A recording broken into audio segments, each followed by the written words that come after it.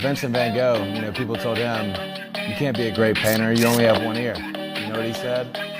I can't hear you.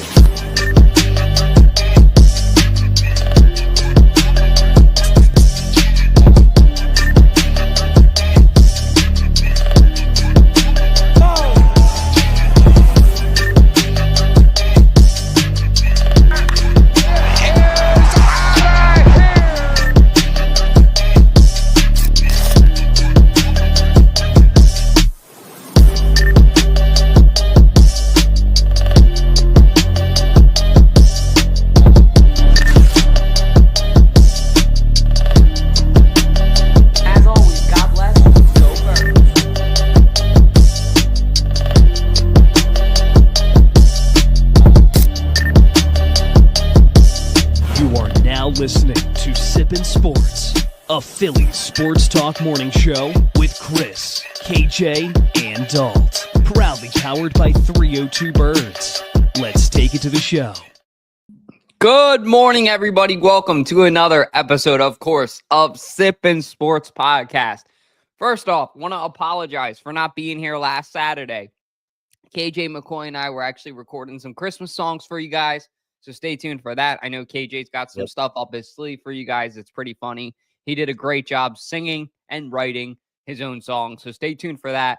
But we're here this Saturday. We got a ton on tap for you guys. KJ was actually at the game last night with fan favorite Mikey D. So we're going to talk about that here in a second. We're going to talk about Soto and the Phillies being, oh no. That whole relationship seems to have went sour, and the Phillies are not going to be intending to bring in Juan Soto.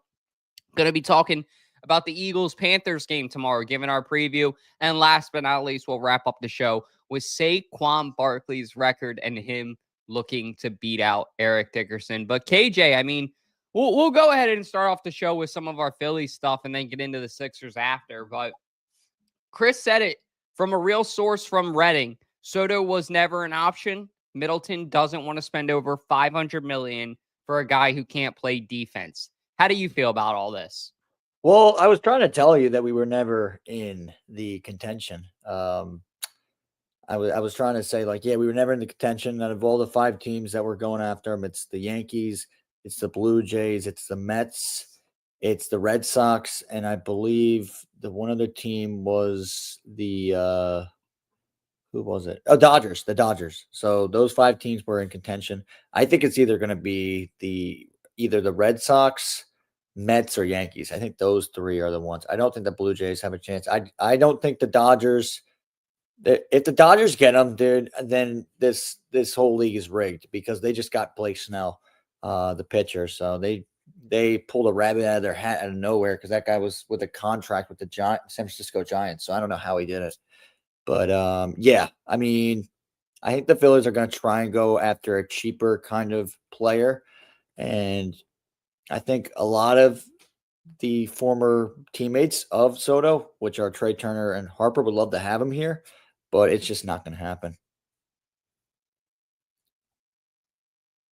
I think you hit the nail on the head. And I basically, the way that I felt about Soto is I didn't care. You guys know. As I always say, I sit in a green room. Would it have been nice to have him? Yeah. But KJ, I don't know what you're saying. I told you so. I don't know if I'm ever on record saying bring in Juan Soto. I know I get hype. What are you saying I told you so about earlier? What did I say? You said we're going to get Juan Soto. You were hyping it up, and you were saying that last week we did one of our shows, and you were like, the Phillies are talking with Juan Soto. They have a meeting with Juan Soto, and it never happened. I couldn't even tell you what team Juan Soto played for before the Yankees. I think it was the Nationals, maybe. I don't know.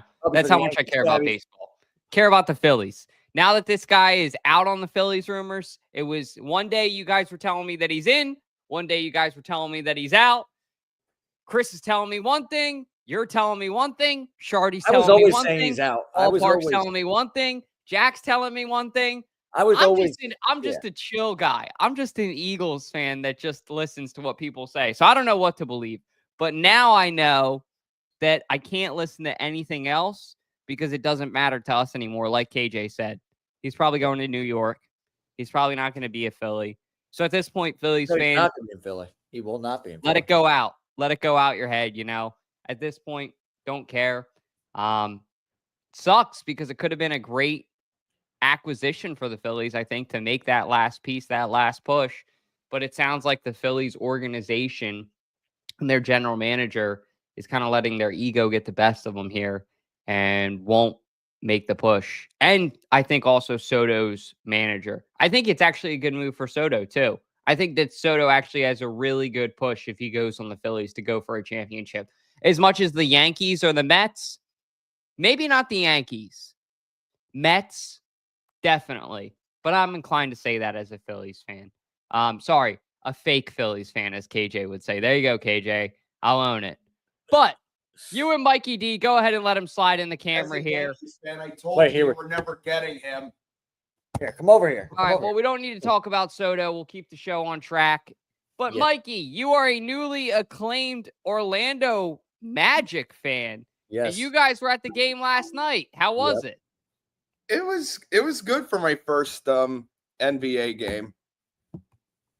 Yeah, it was a good time. Even though the Magic lost, but I've always told him I've never really cared about the NBA. Yeah. Get any food? Yeah, you got a drink, right? You got a souvenir. Yeah. Yeah. But yeah, it was a good game. I mean, the Magic actually made a little bit of a comeback, so that was pretty good. Moose, can you go? Yeah, 1 second. Go upstairs. Come on, go upstairs. Sorry, he was whining at me. But yeah, everything. Yeah, it was a good game. The Sixers. It really looked like KJ Martin. My boy KJ Martin. He actually had his career high of 20 points. So that was good to see. Paul George, he had a pretty good game as well. I think he had like over 15 points. I forget, to be honest, but he had a pretty good game. Maxey, I think he only scored like 14 points, which is kind of a low for Maxey. So, which kind of sucks. But yeah, we actually did see Joel Embiid. What did we see? We saw Joel Embiid. He was like in a red like hoodie jumpsuit on like the sidelines, and he was actually holding a basketball. Yeah. So I have footage of that. I'm actually going to post that today. I have footage of him literally on the sideline, dribbling a basketball and just doing the shooting motion with the basketball, shooting up in the air, not shooting at the hoop, obviously. But I'm like, why can't you play? Why can't you play? And it makes me go insane because they're not telling us, the team's not telling us what the heck's wrong with him. And I just feel like it's just like, if something is wrong with him, tell us what the heck it is. But they're not telling us anything. Daryl Morey has been quiet. He has not spoken to the media. He keeps on trolling people on Twitter. He's just like a little clown, it seems like. And I'll tell you this, from what I saw with Embiid yesterday, how he was just kind of lackadaisious on the sideline with his red sweatsuit on and just acting like he was playing the game, which he wasn't. It was very clownish, and it was really annoying to see. It was irritating. You guys are a mess. He's right, though. He's right. But at least we're not tragic like the Orlando Magic. I mean, Mike, from your perspective, what's it like coming into a stadium like that has all that talent? Like, looking at it from the opposing side, right?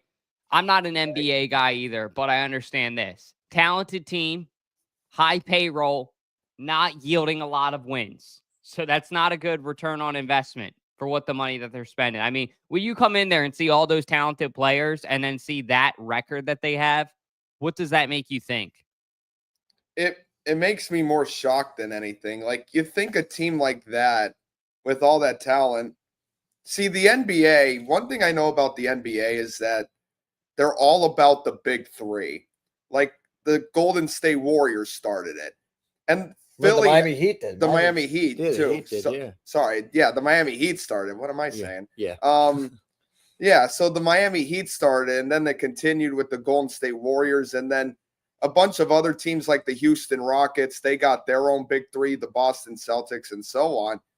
Now the 76ers have their own big three, and you think with a big three like that, with Embiid, Paul George, and Maxey, that you think they'd win games, but they're not. I mean, it's just shocking and also pathetic that you guys have a big three, but you're just not doing anything with it. Well, the crazy thing is they've only played a total of 6 minutes.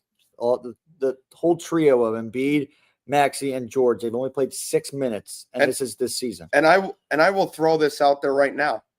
I don't know if KJ will agree. I don't know if you'll agree, Dalt. But I think you should trade Embiid to the Milwaukee Bucks for Giannis. That would be a dream come true. I would love that. But I would love that too. I love Giannis. I'm a huge Giannis fan. I went to Greece a couple years ago, and dude, Giannis is the man. I would love that. I'm going to tell you this though. Embiid's not helping his case right now. If he wants to get traded, he's not helping his case out at all. He's showing that he is honestly he doesn't want to work. He doesn't want to go out there and play. He's showing that he's just a sore loser, and he's just like, it's really tough because this guy is an MVP talent. When he's on the court, he's insanely good, and he's got his mid-range is, I mean, for a guy 7-foot guy like him, be able to shoot threes, mid-range, fadeaways. It's insane. He's got crazy skills. And it's sad to keep on seeing this just like a pattern like this. Okay, well, first off, two things. First, in order to trade Embiid for Giannis, you have to throw another piece in there. I don't know who, but like you'd have to. It won't be just Embiid alone. Oh yeah. And second, what you were saying about Embiid not wanting to play in Philly, that's just the unfortunate case most of the time. It depends on the city. Like, there have been players in all sports, and I could say this as a Yankees fan in baseball. There have been people who have played on the Yankees and also played on NBA teams who have sucked on purpose, skipped games on purpose, just because they didn't want to be there. Then they get traded. What goes on? Ben Simmons. They go off. Ben Simmons. Yeah, they suck on purpose. Then they get traded to another team, and there they go off. So I'll tell you this too, Dalt, before we get off this topic. It reminds me, it's deja vu right now with this but it's like a little different though. And it's more like hidden because there's not more known about it. But Embiid, this is like Ben Simmons all over again. This is like Ben Simmons all over again. And I don't blame people for being like, I give up on the Sixers. I'm just done with it. I mean, it was shocking the amount of people that were there at the game, right? Even me, I was kind of shocked too. I didn't think, and I saw it like there was ticket services and everything like that. And I'm like, it's hard to believe that people still believe in the product that is on the court and that they're actually trying to produce, because they're not honest with their fans. They are not. And a lot of fans take their hardworking money to these games. They actually take time out of their lives to go watch basketball. And the thing is where it's funny that Joel Embiid grew up like idolizing Kobe. He was like the first player that he idolized. And it's funny that Paul George does too, because both of them, well, Paul George is kind of doing that kind of rest day, whatever, where they like skip one game, they don't play the next game, and then they play that game, but they're doing like the rest period.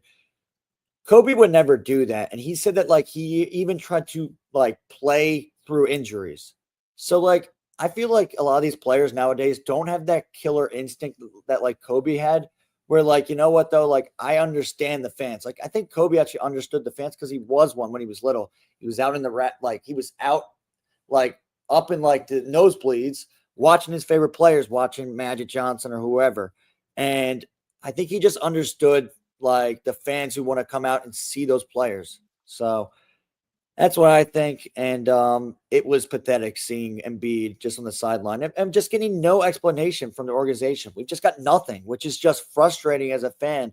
And I know people are like telling me in my comments section all the time, why do you keep on giving money to them? Why do you keep on doing this? Yada, yada, yada. I'm not really giving money to them, but I'm a basketball fan at heart. So that's the main thing. I'm not going to pay as much as I did years past. This will be the least amount of Sixers games I've been in probably for like 15 years. And tickets are the cheapest too. Yeah. So that tells you something as well, because it's just such a, like KJ said, it's a bad product. I mean, you hit the nail on the head, Mac. The only thing that I have to say about it that you guys didn't say, and thank you, Mikey, I appreciate you too, is it just feels like, imagine if you were a season ticket holder It's such a slap in the face, like KJ said. I was watching the game a little bit last night to see if I saw like two crazy fans like going like, absolutely ape shit in like the 100 level or something that I knew. Maybe see if I could get a video of them on my Oh, phone. boss. What a man. Didn't, unfortunately. He wouldn't stand up. It's all good. But point being, just the Sixers are such a bad product, and it shouldn't be that way. It really shouldn't. But getting into our next topic, I appreciate my guy Steven Clark in here. How you doing? Good morning, sir. Good morning. He said, "Let's talk birds." He's ready for it. Let's do it, man. Let's do it. KJ, I'll let you take it first. I mean, you'll be there tomorrow at the game, right? Down at the link. I will actually not be at the game, unfortunately. I will not be at the game. I gotta actually drive. I gotta drive him back, so it's all good. But yeah, I won't be at the game, but I'll be watching it though for sure. I'm gonna be watching it, and I'm excited. Actually, the tickets are probably going to some friends or something like that, so we gotta figure it out. But yeah, it's gonna be a really. I mean, we talked about this on Wednesday. This is a trap game for the Eagles. I don't know if you saw it, Dalt, but I posted this on my TikTok. Jadeveon Clowney, you remember him probably well. The guy who tried to take out Carson Wentz and like ruin his life pretty much by going at his head. Dude, I hate that guy. I hate Jadeveon Clowney. But he was talking crap about Philly fans in general, saying he accused Philly fans of throwing stuff at him, which I watched that game. I saw no objects thrown at him. Also, it's funny he says that because that was when COVID was going on. So if anything, there were no fans there. So what are you talking about? I don't know what he's talking about. That I just realized that right now. He's the only time where people would be throwing stuff at you would be that play. And you remember that game? There was no fans there. It was COVID. Like, are you talking about the game where with Carson Wentz, where Seattle after So I was actually at that game. Oh, was that the what against Seattle? The playoff game, round 1. Okay, that was okay. You were able to go to that game, right? I was at that game. Okay. So all right. So you were. KJ knows. I'm not a season ticket holder. Hopefully one day for the Eagles, I would love. Even if the Eagles were having a Sixers-like season, it still wouldn't be a waste of money for me to be a season ticket holder. That's how much I love the Eagles. They're like my favorite team. Same. So I was at that game. Me and my dad just buy tickets here and there is my point that I'm trying to make. Like, so he was like, "Hey, do you want to go to this game?" I was in college. I was like, "Hell yeah, I want to go to an Eagles playoff game." So we go, the two of us. And that game, I just remember fans were mad. They were very upset. But I don't remember anybody throwing anything at Clowney. Right. And my dad and I stayed the whole game. I remember that game was frustrating as fuck because it felt like once Carson Wentz went down, it felt like the Eagles lost all offense for the rest of the game. And hold on, it's going to come back to me. Josh McCown come in and play QB for the rest of that game? Yes, he did. Right. Oh my God. Yes. Now I do remember. Yeah. I do remember that now. That was the time to be a Birds fan. I think that was when they started letting the fans back in. I think that was because I think the postseason they started letting the fans back in. Now I remember that season though was always like in my head. I was always like I felt like there's no fans, so that was like what it felt. But yeah, now I do kind of remember that a little bit more. But yeah, I mean, you were there. So, I mean, you didn't see any objects thrown. So it's funny that this guy is claiming something that isn't true because I know for a fact the only play that we would ever throw anything, which we don't do that stuff. And I know that people get that concept confused. They hear about the stories in the 70s or the 60s or whenever it was about us throwing snowballs at Santa Claus. First off, that guy was drunk. He wasn't the real Santa Claus that was set to be there. And it was all a bunch of drunk people doing it to another drunk guy.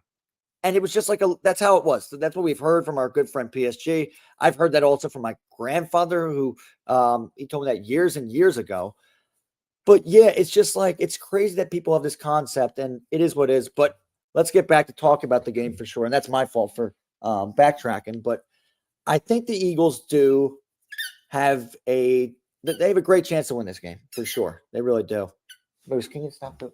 Sorry, Moose is being really annoying right now. It's all good. Go play. So yeah, I think that this game is going to be a trap game. The Eagles really, I mean, I know that they want to run the ball. They want to give it to Saquon. They want to get him involved. But this could be a game where they actually don't use him. They might try and use Gainwell. They might try and do some other things. So, I mean, we'll see what they do. Maybe you see them pass because I think the Carolina Panthers defense, I'm pretty sure their passing defense is not that great. So we'll see what happens. But I mean, this is going to be a game that I think is actually going to be closer than people think. I think it's going to be closer than people think. Obviously, the Eagles are the better team. But right now, I feel like they're confident, though. And they're also kind of like, all right, you know what, though? We're playing the Panthers at home. We can kind of relax, you know what? And they might be a little lackadaisical, which might bite them in the butt. It might bite them in the butt. So you never know. That's why it's any given Sunday. So we'll just see what happens. I think it's going to be a closer game than people think. It's going to be a good old matchup between Jalen Hurts and Bryce Young. I'm a little bit nervous, but a little bit excited. I expect this to be a game for the Eagles that this is kind of like the peak for them. If they can win this game, they pretty much proven to me that they can win any game that they need to in the future. They would continue on a good track of, okay, here are these teams in front of us that are better than us and worse than us, and we can beat them any given Sunday, any given Monday, any given Thursday. At this point, they've done it pretty much in every month out of the year. So if they win this game, I think we're safe to say, knocking on wood, of course, that they would be safe from that collapse. I don't want to see a close game, though. Could it be? Yeah. I would be disappointed if that was the case. I want to see an ass whooping. I want to see a good old can of whoop ass. Jason Kelsey, Campbell's Chunky Soup, opening it up, pouring it on the pot, and just giving it to him. There's no other way to put it. I'm sorry, Panthers fans. Hey, Panthers fans, I'll use your own slogan on you. I want to keep pounding on the Panthers. There it is. Oh, but I really just want the Eagles to not take their foot off the gas pedal with this team. They're the better team in every facet of football. When you look at receivers, when you look at cornerbacks, when you look at linebackers with Zach Ball, Kobe Dean, the way that they're playing. I mean, for God's sake, Zach Ball, and speaking of the Panthers as well, is having a season like Luke Kuechly did when he was the defensive player of the year. So there's a lot of storylines in this game for the Eagles. And like Steve Clark just said in the comments, I love that comment. I want to see Devontae Smith at least also have, I think 45 yards, Steve, is probably the mark that I would go. Is he good to go? Like, is he? He is playing, apparently. He's playing. Yeah, Okay, cool. He's playing. So I'd like to see maybe 45 yards, couple nice outside sideline catches, getting him back to what he's good at, using his body. He's a tinier guy, so kind of getting in those niches or those patches where not everybody can cover him. If he goes out and has one of those games where it's like 65 yards, 70 yards, and a touchdown, which I wouldn't count out. Yeah, because A.J. Brown's going to get a lot of attention. Yeah, touchdown. It could be interesting. But what were you saying, Max? Sorry. I think you could probably, for my betting people out there, I'd probably say Devontae Smith touchdown. I mean, obviously, he's probably really frustrated. He hasn't been playing these last couple of games. And he's probably like, oh, I want to get back out there. I want to make an impact. So I would say, you know what, a Devontae Smith touchdown is a really good thing that we could see. I think it could happen for sure. As you were saying before, though, smaller receiver. He's a lot of people did not think, like our other co-host Chris, he did not think he would actually last in the NFL. I mean, he thought he was too small, but the guy is athletic as crap. And I mean, I think it's one of the best wide receiver duos in the league, AJ and Devontae. So it's great to see that as well. And I mean, I keep on stressing this every week. I mean, I want to see him also. He's been getting the ball around to a lot of people. I mean, you've been seeing, obviously, Dallas Goedert's going to be out this game. I think he's honestly going to go to Calcaterra. I think Calcaterra is going to be a great option for this team right now. He's a great backup tight end. I think he's really underrated. So I really am a fan of Grant Calcaterra. I like his versatility. I really do. And I think if you get some other guys involved too, maybe get Jahan, because a lot of the defense is going to try and focus on AJ and Devontae. And they're going to be like, oh, we're going to focus on these guys. And they're going to try and focus on Saquon. So who's it going to leave open? Penn State alum, Jahan Dotson. I mean, that would be great to see. He had a couple catches, but he's had, I think for him right now, it's been something that he hasn't got enough touches. I mean, hopefully he wants to get some more touches, but I mean, it might not be the right offense for him. And I mean, We'll see if they can get the ball to him, but maybe get Johnny Wilson involved. This is a game, though, where you can kind of, as we said before, try and beat up on a team, but though at the same time, though, I feel like every time we think that we're going to beat up on a team, we don't do that. So that's a problem. That's what I feel like. I know a lot of people are confident we're going to kick the living crap out of them. At the same time, though, I feel like, though, they might honestly take their foot off the gas, and they might just kind of dial it down, which could be okay, but you got to still get the win because it's huge to get the win. Wait, can I say something real quick? I know you just mentioned Jahan Dotson and Saquon Barkley, Penn State alum. Yes. But actually today their alma mater, Penn State, is playing for the Big Ten championship against Oregon. That's at 8 on CBS. So just throwing that out there in case people are looking for something to watch today. There you go. There's your random Mikey D promotion. Okay. There you go, people. But All Mike, right. I mean, from an outside perspective, how do you feel about this game? Do you think that the Panthers have more to gain than the Eagles have to lose? Do you think that this should be a walk in the park for the Eagles? What's your opinion on all of it? Okay, well, first off, as people might have seen here before, I am a Giants fan. We're already eliminated from the playoffs. We're playing the Saints tomorrow, so chances are we'll get killed.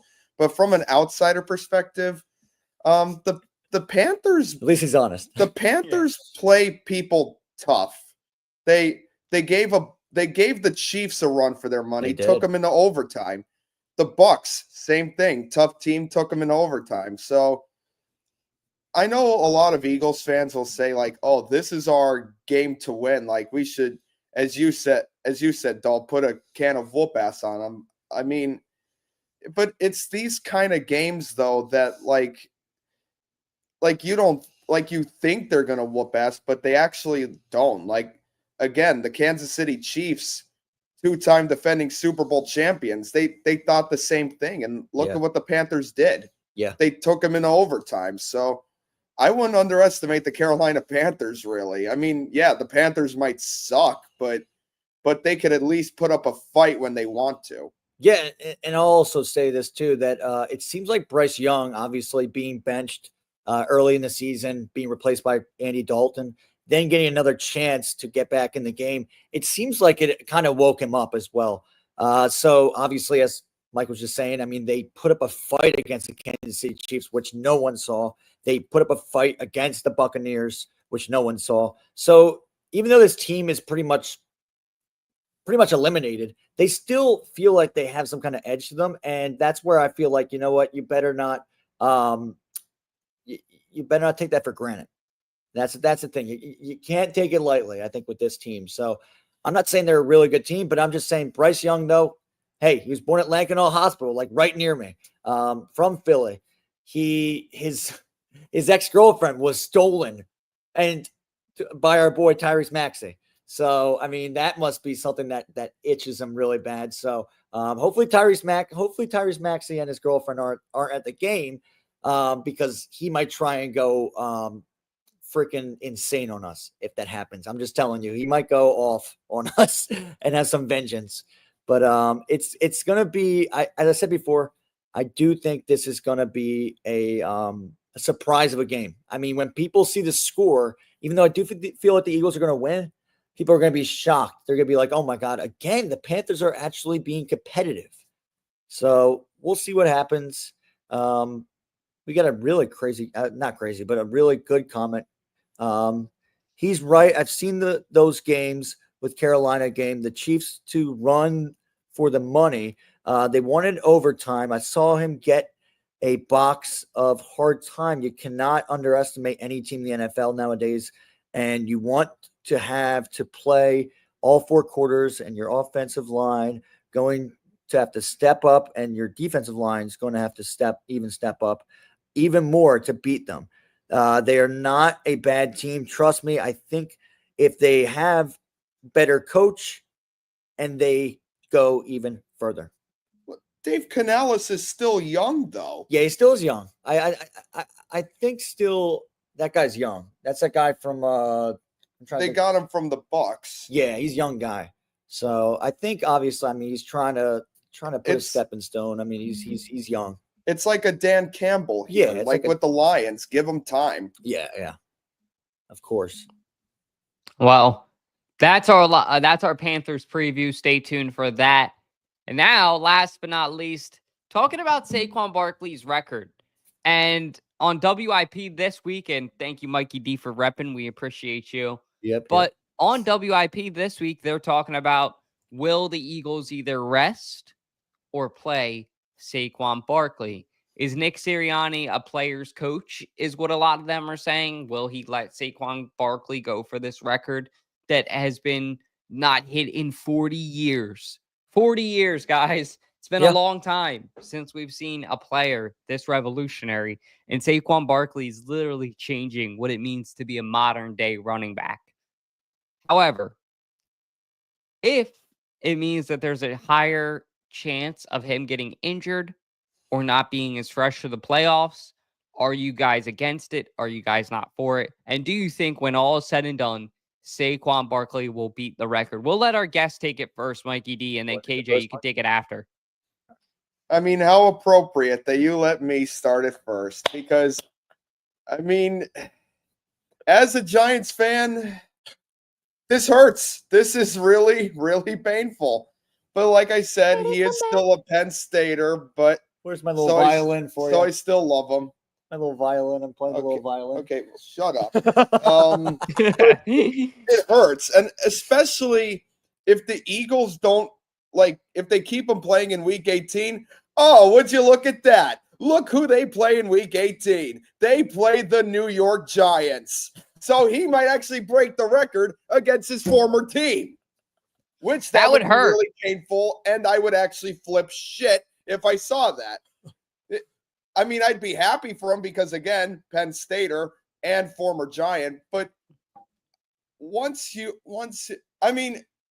was a guy I was with the other night at one of the local bars I go to, and he said, and you guys even made a song about it. It's like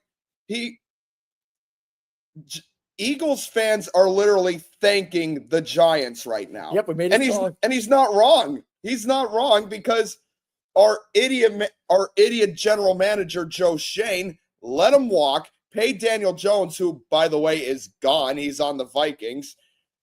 We let Saquon Barkley walk to a rival, and he actually has an O-line, something that the Giants still don't have. And look what he's doing. He's going off. So yeah, I mean, basically what it all comes down to for me is I want our general manager fired, and at this point, I'm saying screw it for the Giants. I want Louis Riddick. Louis Riddick as our general manager. You heard me. Louis Riddick. I don't know if you're familiar with Louis Riddick, Dalt, but yeah, he's a pretty good former GM. He was GM for, I think he was like assistant GM for the Eagles or something. He was something with the Eagles, yeah. He worked with the Eagles somehow, but and then he was with Washington as well. But again, it hurts. It hurts, and he might actually break the record against his former team, the Giants, and I will be in so much pain that day if he does. Yeah, I'll say this, Dole. I think with Saquon being on pace to beat Dickerson's record, the thing is too, I mean, if he does beat it, I mean, I think he's got 605 left to get, so he's got to have some really good games. We got like 5 more games left, which back then, when Dickerson was doing it, I think they had less games. What back then? You think they had like 15, 16? How many games they had?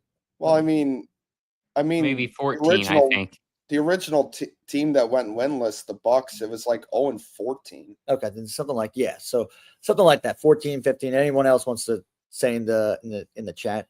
But yes, I'll say this. I think Saquon is on pace to do it. I think if Sirianni does what he did, where he went up to Saquon and said, "Hey, do you want to play? Do you want to do it?" Or if he just says, "Hey, let the young bucks go at it, let them go."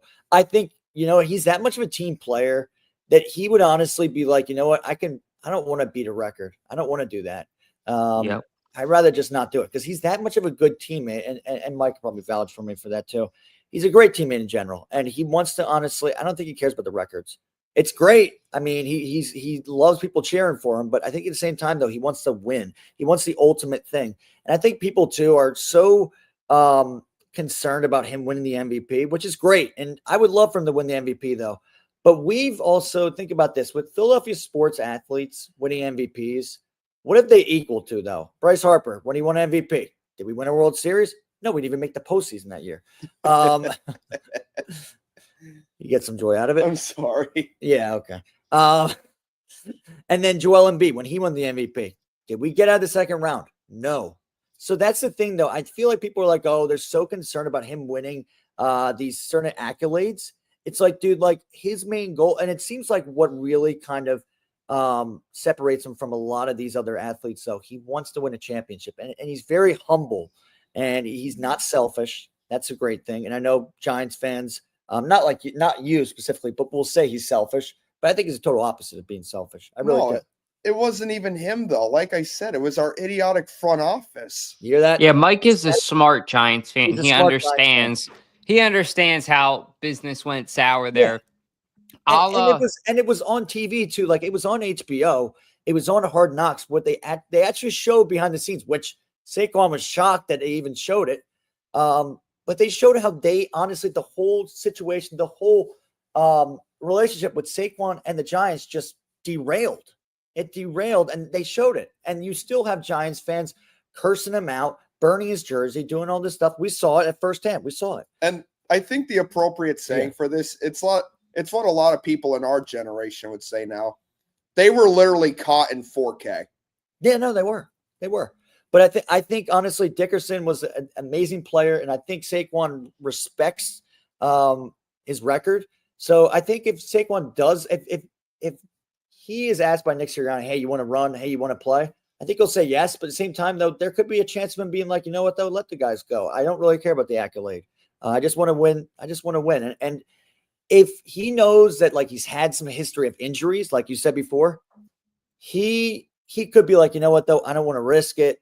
I don't want to go out there and do this. I don't want to go out there and do that, which we kind of, yeah. So, I mean, like, it could go. I think it all depends on how close he is, too. Yeah, it really depends. Like if he's within 50 yards, they were talking on WIP, like, I don't want him to do it. Yeah. Go for it. Go for it. Right. At that point, I think he would want to go for it. That for Saquon Barkley could be 2 rushes. It could be 1 rush. Could be at minimum, I think 10. At minimum. Go for it. If you're like 100 yards off or 120, as Saquon Barkley said himself, let the younger guys eat. Let them get their takes. So in my opinion, I like what you guys said too. I don't think Saquon is that kind of selfish type of dude to where he would say, hey, I'm going to take this record. This is about me. I need this. I think he's going to look and kind of evaluate it. It's going to be something that I don't think the decision's going to be made up until week 15, and I don't think Saquon Barkley is even going to be talked about being benched until the Eagles secure the 1 seed, because that's the kind of coach that Nick is. So with all that being said, I just kind of wish that everybody would stop making it out to be something. That was what I was thinking about during WIP yesterday when I was listening to it. And I was like, all these people are making out these takes and having these things to say, and it's not really about them. It's about Saquon Barkley. So we'll see what he has to say.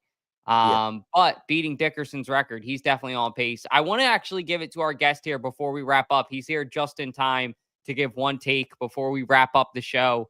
But Broad Sports, how you been, man? Good. Was able to squeeze in some time for you boys. Hey, it's all good. How are you feeling about Saquon Barkley and Dickerson's record? Do you think he'll beat it? Won't beat it? You think it's smart to play him? To play him? I mean, he's on pace to do so. I mean, you look at this Carolina Panthers defense; they're not very good at run. They're not very good at stopping the run. Pittsburgh, they can stop the run. I think he can break it. I think another one that you're not paying attention to is he going to break CJ 2K's all-purpose yards record, because he's on pace to break both. But CJ, I'm trying to think who that is. Chris Johnson. CJ, from the Titans. Chris Johnson. Oh, Chris Johnson. Yes, Chris Johnson. Okay, cool. Yeah, he's on pace to break not just the rushing yards record, but also the purpose yards record. Haven't heard that nickname in a long time. So do you think it's smart to play him? Like, we get to say we're 50, 60 yards off. How do you feel about it? Giants game, he's 50, 60 yards out from Dickerson's record. You're Nick Sirianni, you're Saquon Barkley. Playing, not playing, what are you doing? It depends. I think it depends on the context, because the one thing that you haven't brought up is, I mean, if the NFC East is wrapped up, but we're still fighting for the 1 seed with Detroit, because say Detroit drops their game to Buffalo or something like that, which there's a high probability that it could happen, but that you have to add a little bit more context to it, because if it's just, we wrapped up the NFC East, we're locked into the 2 seed because Detroit already locked up the 1, then probably not. No, but if it's one where it's like, if we win, we can jump Detroit for the 1 seed, then yes, you would play him. Okay, that makes sense. I agree with that. Because I think also, too, that brings up a good point, too. I mean, seeing this game that happened Thursday, the Packers-Lions game, that was a really good game. And also, we were all rooting for the Packers to win that game. But the Lions squeezed out a win. Jared Goff had a great performance. And, I mean, it's crazy to see this Lions team just – I mean, they have the best record in franchise history right now. I mean, that's crazy to see. So, yeah, I think with the Lions being so good – I mean, the Lions, though, they got a pretty hard schedule coming up. I mean, they got the Bills next week, so that could be their second loss of the season. And they still the Vikings too. They still the Vikings as well, which the Vikings are crazy, shocking. They're a crazy, shocking team. They're underrated for sure. But I mean, they are just insane. But I'll tell you this. Yeah, I think the Lions, though, I mean, we need them to lose some games as Eagles fans. But, I mean, the way they're playing, though, I mean, they're able to honestly squeeze out games in crunch time. I mean, they are just really elite when it comes to, I mean, the crunch time in the end of the game. I was so mad at that game on Thursday night. Yeah. Because for my parlay, I needed Jahmyr Gibbs to have 70 rushing yards. And every time Jahmyr Gibbs was in the backfield, Ben Johnson, hey, let's run a play-action pass.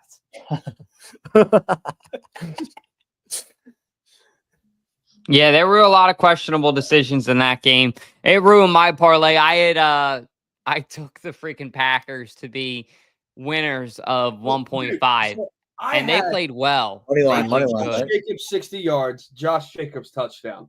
David Montgomery 50 yards, David Montgomery touchdown. Jahmyr Gibbs 70 yards, Jahmyr Gibbs touchdown. I got all 3 touchdowns in the first half. I'm like, okay, yeah, I'm sitting pretty. Like, I don't want to say it's going to hit, but I'm in prime position. And then I'm like, okay, they're not handing off the ball. Ben Johnson, will you call a run play for the love of God? Yeah, there were a lot of questionable decisions. Those play action dumps. I'm like, I hate you so much right now. I will say it's hard to hate the Lions, though. I will say that. No, I don't hate the team. I just have beef with Ben Johnson for selling my parlay. Right. Yeah, this is what I've always said too about the Detroit Lions. It's like people, even their rivals, could say like, "Oh, I hate the Lions so much." But here's the thing: they don't say that. Do you? Do you really hate them as much as you say you do? If the Eagles weren't to make the Super Bowl and the Lions were to win it, I don't think any of us would really have a problem with that. No, which I find hilarious that there is like this. I know it's mainly just between 2 people, but like this Philly Detroit beef. I'm like, where the hell did this come from?